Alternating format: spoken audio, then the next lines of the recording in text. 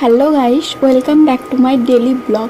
কিছুদিন থেকে আমার আর চ্যানেলে ব্লগ দেওয়া হয় না, তো ভাবলাম চলো আজকে একটা ব্লগ তোমাদের সাথে শেয়ার করি। তো আজকে আমি একটা চকলেট আইসক্রিম বানাবো, তাই ভাবলাম চলো তোমাদের সাথেই শেয়ার করি।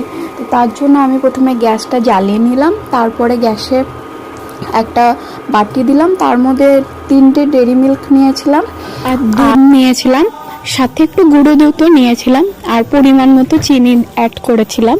তারপরে সবগুলোকে একসাথে ভালোভাবে মিক্সড করে নিয়েছিলাম। মিক্সড করার তারপরে ফ্রিজের মধ্যে রেখে দিলাম, ওই 4 থেকে 5 ঘন্টা মতো রেখেছিলাম। তারপরেই খাওয়া হয়েছিল, জমে গিয়েছিল।